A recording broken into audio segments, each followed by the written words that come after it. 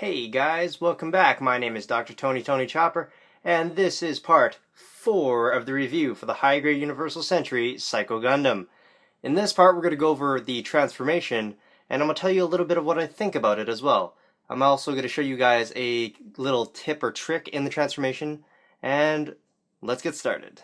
So, the very first step of transforming him is just taking off his shield.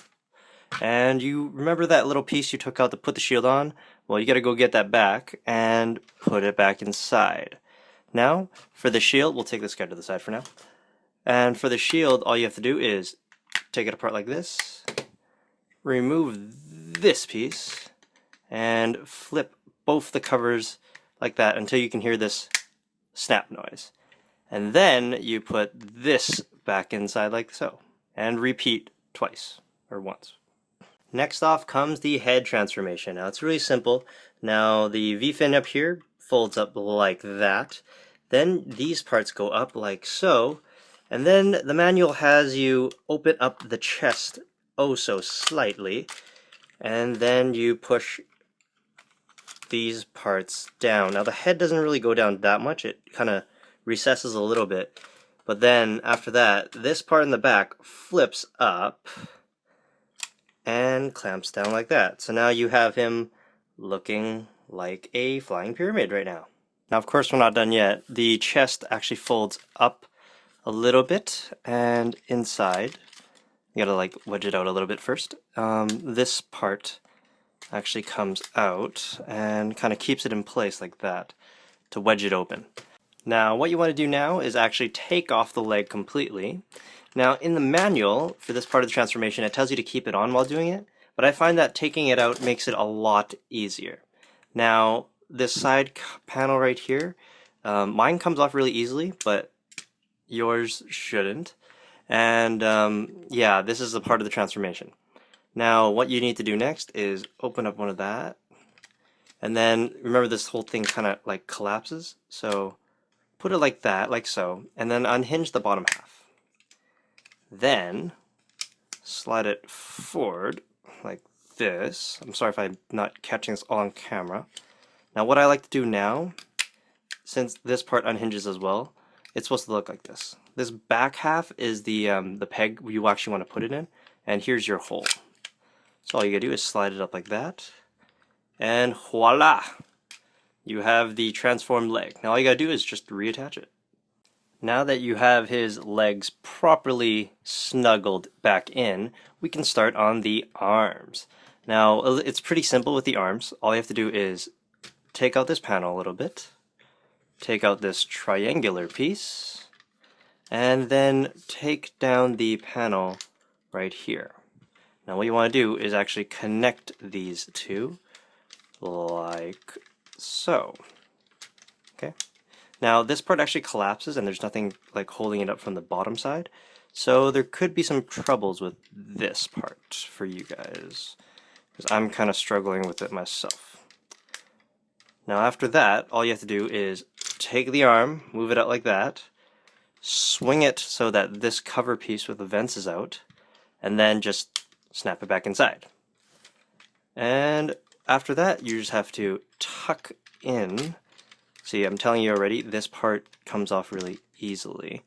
So after that, you just have to tuck the entire hand inside the body, and there you go. Now you just gotta repeat it for the other side. Now that he's transformed into the ball of friendship, all you have to do is take the shield part that you took out earlier, and remember these have different grooves or pegs, and this connects up into the back of the hand or arm here. All you do is plug it in, and then on the back side, this peg actually goes into this polycap hole. You know, remember the cover you took out? Now all you gotta do is shove that in. Make sure you get it really secure, and you should hear a sound like that. And then, voila! You have him almost completely transformed. All you gotta do is repeat it again. Yay! The last part of the transformation is extremely simple. All you gotta do is take up this panel, take it up, and voila! We have the face covered, and the Psycho Gundam is completely vanished. You can almost not see the giant torso and legs. But it's also nice that the side is actually completely covered up, all the hollow area, with the massive shield. So that's good, I guess. And here he is, spinning around on our turntable. So a couple things I want to point out about the transformation I've already found out. The leg part kind of is a little wobbly down here. They're supposed to be nice and tucked up in there, but sometimes the hinge on the back here can come loose, and that makes it so that it falls down. Well, the part up here for the head actually works really well. I guess you can call it the cockpit or nose cone area. That actually worked out relatively well. Didn't expect that to work so well. Another part that I've noticed, the part right here that actually connects, if you put a little bit of pressure into it, it will bend completely in.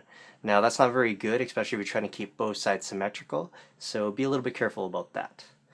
The shields actually hold up relatively well, especially because you have two connection points.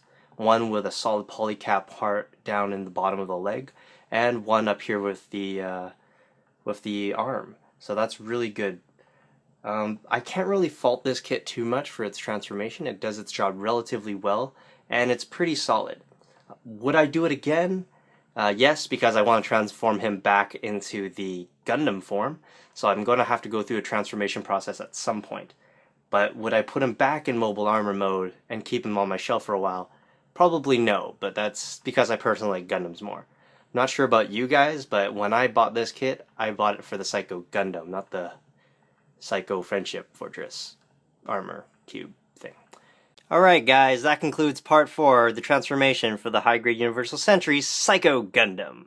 Now be sure to come back in part 5 when I give you my final thoughts, my conclusion about the kit, and we're going to go over all the good and bad of this kit, so please come back for that. And that's where I'll give you my final score for him as well.